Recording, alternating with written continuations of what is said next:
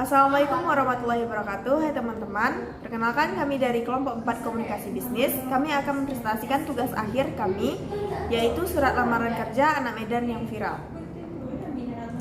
Perkenalkan kami dari kelompok 4 yang beranggotakan, yang pertama saya sendiri sebagai moderator, yaitu Rabiatul Adawiyah dengan NIM 2210551014. Dan saya Mifaula Rizky dengan NIM 2210551002. Dan saya Febi Agusti dengan NIM 2210552022. Baiklah, materi yang pertama yaitu gambaran umum permasalahan atau isu yang diangkat yang akan dibacakan oleh Mifaul Aulia Rizky.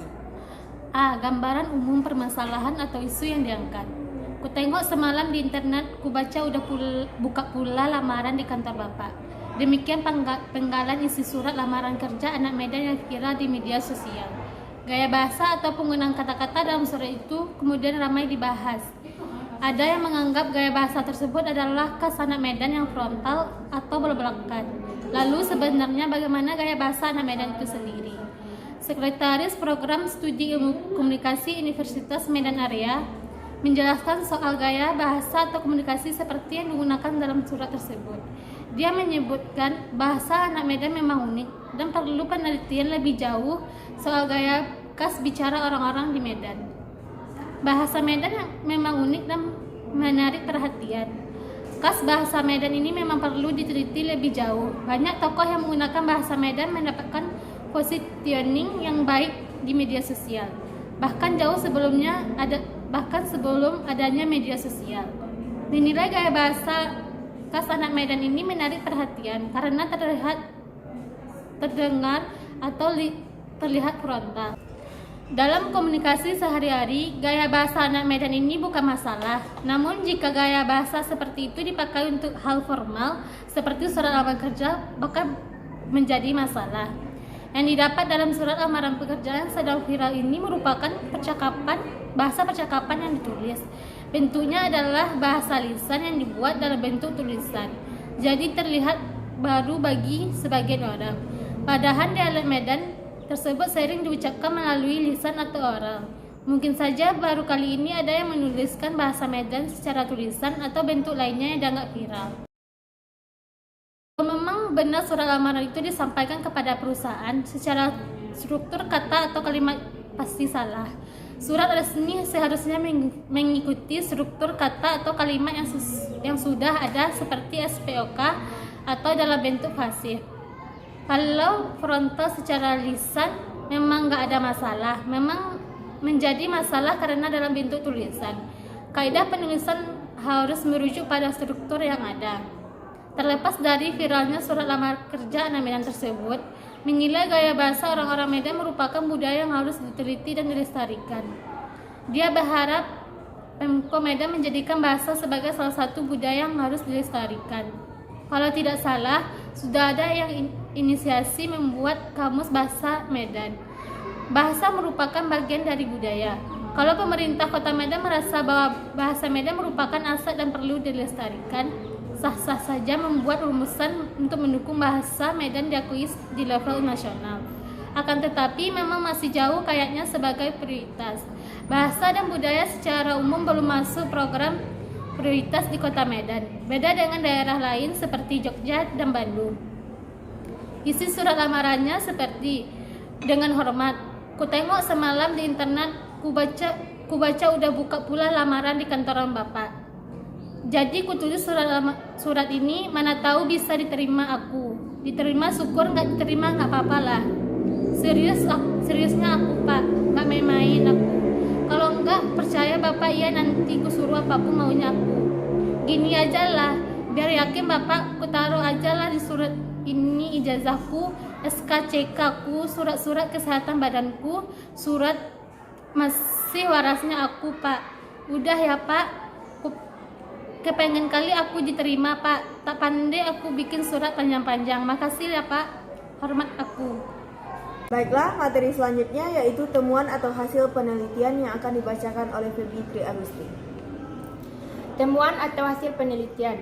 Ada beberapa masalah yang timbul dari viralnya kasus surat lamaran pekerjaan anak Medan yang menggunakan bahasa Medan dalam membuat surat lamaran pekerjaan.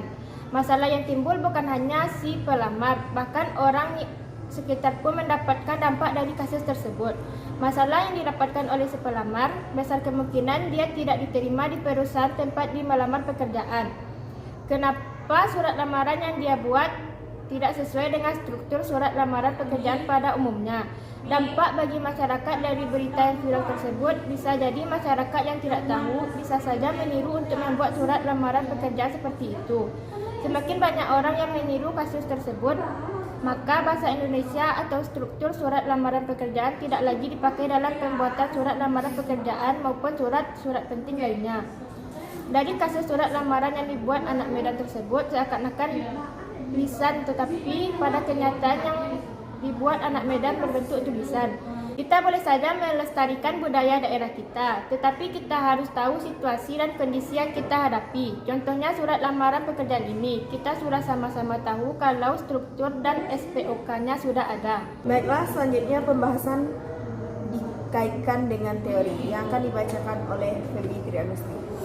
Pembahasan yang dikaitkan dengan teori. Surat lamaran pekerjaan adalah surat yang berisi permohonan seseorang untuk melamar suatu posisi di perusahaan. Biasanya surat ini akan membuat identitas singkat, jabatan yang dilamar, serta beberapa kalimat yang sekiranya meyakinkan perusahaan untuk memilih seseorang tersebut pada posisi yang ia lamar. Surat lamaran pekerjaan merupakan salah satu berkas yang sangat penting bagi suatu tahap rekrutmen pada suatu perusahaan. Bagian HRD perusahaan akan mengetahui posisi apa yang calon peserta daftarkan. Surat lamaran kerja yang baik pun dapat menjadi suatu kesan atau impresi yang baik terlebih untuk posisi jabatan yang berhubungan dengan administrasi. Perlu kamu ingat bahwa surat lamaran pekerjaan merupakan hal yang berbeda dengan kurikulum vitae atau CV atau daftar riwayat hidup. Surat lamaran kerja merupakan suatu surat yang sifatnya lebih personal karena surat tersebut dikhususkan dari seorang pelamar kerja untuk satu perusahaan. Selanjutnya yaitu fungsi surat lamaran pekerjaan. Fungsi dari surat lamaran kerja diantaranya: 1. Sebagai media perkenalan secara tertulis yang dilakukan pekerja kepada pihak HRD dan perusahaan. Yang kedua, membuat pihak HRD mengetahui siapa kita dan posisi apa yang kita lamar. Yang ketiga, surat lamaran kerja biasanya akan mencantumkan dari mana calon pekerja memperoleh informasi seputar lowongan pekerjaan. Dengan ini, perusahaan pun dapat melakukan evaluasi platform mana yang sekiranya lebih efektif menarik calon pekerja. Yang keempat, surat lamaran pekerjaan biasanya akan memberikan informasi terkait lampiran apa saja yang calon pekerja sertakan bersama dengan dokumen.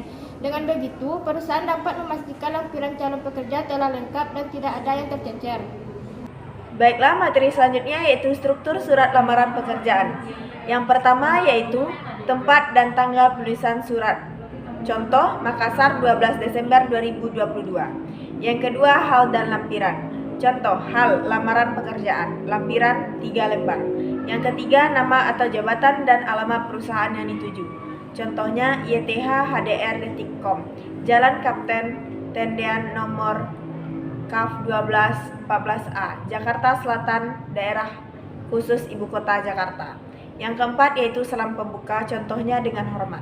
Yang kelima, kata pengantar. Contoh, berdasarkan informasi yang saya dapatkan dari situs resmi, tulis nama perusahaan yang Bapak atau Ibu pimpin, membuka lowongan pekerjaan untuk posisi, sebutkan nama posisi.